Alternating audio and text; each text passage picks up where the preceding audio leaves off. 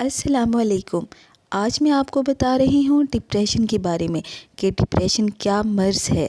Basically depression एक mood disorder है जो कि आपको एक बहुत ही लो स्टेज में लेकर चला जाता है। साइकोलॉजिकल प्रॉब्लम है। डिप्रेशन वाकई एक मर्ज़ है और इसको हमें एक डिज़ीज़ की तरह ही ट्रीट करना चाहिए। हो सकता है कुछ लोगों को इसमें बहुत ज़्यादा रोना आए, हो सकता है कुछ लोग बिल्कुल ना रोएं, हो सकता है कुछ लोग इसमें फ़िज़िकल सिम्पटम्स का भी शिकार हों, जैसे फॉर एग्ज़ाम्पल तबीयत ख़राब हो जाना, पेट ख़राब हो जाना, पसीना आ जाना, नोज़िया हो जाना एंड सो ऑन। डिप्रेशन एक ऐसी बीमारी है जिसकी अगर हम सही मेजर्स लें इसको हम ट्रीट कर सकते हैं।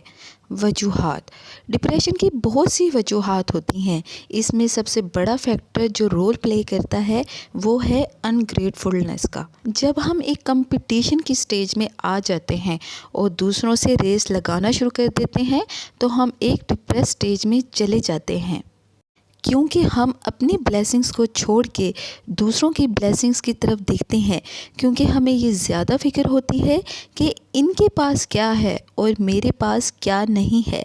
ये एक बहुत ही बड़ी वजह है किसी भी इंसान को डिप्रेस्ड करने के लिए। इसमें और फैक्टर्स ये होते हैं कि अगर हम बहुत ज़्यादा पास्ट में रहेंगे, पास्ट के इवेंट्स को बार बार अपने कॉन्शियस में लेकर आएँ, मेरे साथ ऐसा क्यों हुआ, मैं यहाँ ये करती ये करता तो ऐसा होता, ये मेरे साथ ना होता, अगर मैंने ऐसा किया होता। तो ये जो एक अगर मगर की एक कश्मकश है, इसमें रहने से हम काफ़ी ज़्यादा डिप्रेशन का शिकार हो जाते हैं। इसके बाद अगर किसी किस्म के सेक्सुअल या इमोशनल अब्यूज़ से हम गुज़रे हों तो भी हमें एक किस्म की डिप्रेशन हो सकती है। डायग्नोसिस ऑफ डिप्रेशन, सिर्फ लो मूड हो जाने को हम डिप्रेशन नहीं कहते। डिप्रेशन का एक क्लिनिकल क्राइटेरिया होता है जिसको फुलफ़िल करने से ही आपको क्लिनिकली डिप्रेस्ड कहा जाता है और इसका ट्रीटमेंट करना ज़रूरी होता है। हमारे अंदर सेल्फ बिलीफ कम होता जा रहा है, हम एक बेबस स्टेट ऑफ माइंड में जा रहे हैं, हम नाउम्मीद ज़्यादा होते जा रहे हैं और हम उम्मीद की किरण को छोड़ते चले जा रहे हैं। डिप्रेशन जो है वो हमें दिखाता है कि हमारे अंदर कॉन्फिडेंस और सेल्फ एस्टीम की कमी है। पर किसी की बात बुरी लग जाने से या कोई भी काम गलत हो जाने से अगर हम बुरा फील करते हैं तो इसको डिप्रेशन नहीं कहते। बुरा फील होने के साथ साथ गुस्सा आ जाना, चिड़चिड़ापन, भूख ना लगना, नींद ना आना या भूख बहुत ज़्यादा लगना और नींद बहुत ज़्यादा आना, किसी काम में दिल ना लगना, कोई भी काम खुशी से ना करना और जो कुछ अगर करें भी तो इसके करने से खुशी ना मिले, तो ये कैफियत 2 हफ्ते से ज़्यादा हमारे अंदर हो तो हम इसको डायग्नोज करते हैं क्लिनिकल डिप्रेशन। क्लिनिकल डिप्रेशन हमारे ब्रेन में एक इम्बैलेंस क्रिएट करती है न्यूरोट्रांसमीटर्स का, जिसको ट्रीट करने के लिए कभी कभार थेरेपी के साथ साथ दवाइयों का भी इस्तेमाल बहुत ज़रूरी होता है। टाइप्स ऑफ डिप्रेशन, वैसे तो डिप्रेशन की कई इकसाम हैं, लेकिन मैं आपसे 2-4 मेन जो हमने पाकिस्तानी सोसाइटी में होते देखी हैं वो हम आपसे शेयर करेंगे। पहली किस्म है मेजर डिप्रेसिव डिसऑर्डर।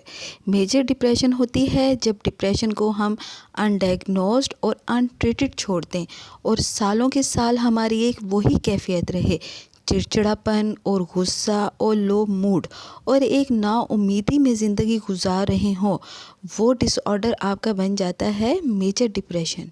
इसी तरह डिप्रेशन की एक और किस्म होती है पोस्टपार्टम डिप्रेशन। पोस्टपार्टम डिप्रेशन उन औरतों में ज़्यादा होती है जो नई माँ बनी होती हैं और जो 45 से 60 डेज़ का पीरियड होता है after the birth of a child. इन माओं में ये डिप्रेशन सबसे ज़्यादा होती है और पोस्टपार्टम डिप्रेशन एक बिल्कुल डिप्रेशन की तरह की इसकी टाइप है जिसको ट्रीट करना बहुत ज़रूरी होता है, वरना वो इस मदर का हिस्सा बनती चली जाती है और वो आगे चलकर मेजर डिप्रेशन में कन्वर्ट हो जाती है। फिर एक डिप्रेशन होती है साइकोसिस। साइकोसिस होता है रियलिटी से टच खो बैठना। एक डिप्रेशन जब इतनी ज़्यादा चली जाए तो वहाँ पेशेंट जाके रियलिटी से टच खो बैठता है।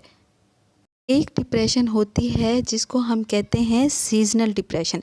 सीज़नल डिप्रेशन ज़्यादातर हमें पाई जाती है सर्दियां शुरू होने पे और गर्मियां जब ख़त्म हो रही होती हैं, और वो जो स्पैन होता है मौसम चेंज होने का, इसमें जो हम एक लो मूड की कैफियत में चले जाते हैं।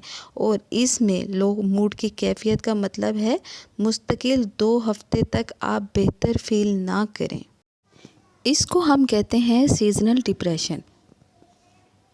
और एक आखिरी काइंड ऑफ डिप्रेशन होती है दवाइयों के साइड इफ़ेक्ट्स। अगर आपको कोई और बीमारी है और आप दवाइयाँ ले रहे हैं तो बहुत ज़्यादा चांसेस होते हैं कि इन दवाइयों की वजह से भी एक केमिकल इम्बैलेंस होने के तहत आपको डिप्रेशन डायग्नोज हो जाए।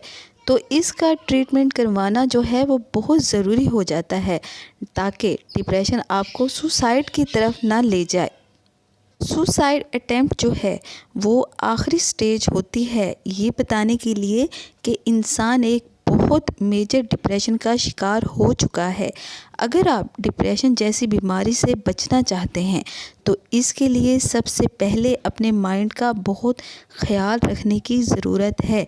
जिस तरह हम अपनी फ़िज़िकल सेल्फ, अपनी बॉडी का ख्याल रखते हैं, इसी तरह हमें मेंटल हेल्थ का भी बहुत ज़्यादा ख्याल रखने की ज़रूरत होती है, क्योंकि मेंटल और फिज़िकल हेल्थ का आपस में मेजर कनेक्शन है।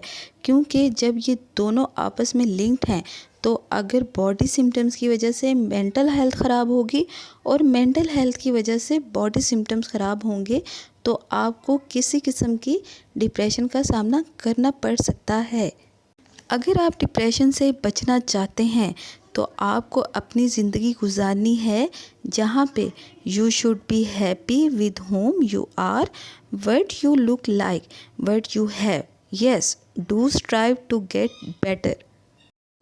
लेकिन कभी भी कंपैरिजन नहीं करना कि फ़लाँ के पास तो ये है, फ़लाँ के पास तो वो है, वो तो ऐसा है लेकिन मैं ऐसी नहीं हूँ। आपके पास भी कोई कमी नहीं है। God has created the best out of you. So please इस कंपैरिजन की रेस से दूर रहें। हमें अपने ऊपर फोकस करना है कि हम अपने आप को कैसे बेहतर कर सकते हैं। जब हमारा पर्सपेक्टिव चेंज हो जाएगा तो हम इंशाल्लाह इस बीमारी से दूर रहेंगे। बट इफ़ यू फील कि आपके प्रोडक्टिविटी लेवल दिन के कम होते जा रहे हैं, आपकी नींद गड़बड़ हो रही है, आपकी भूख गड़बड़ हो रही है, आपका किसी काम में दिल नहीं लग रहा, या आपकी तबीयत बग़ैर किसी वजह से आपको लगता है ख़राब हो रही है, मूड बहुत ज़्यादा ऑफ है, तो consult to your psychologist, go to them, get yourself treated for depression, because हम इस तरह डिप्रेशन में ज़िंदगी नहीं गुजार सकते।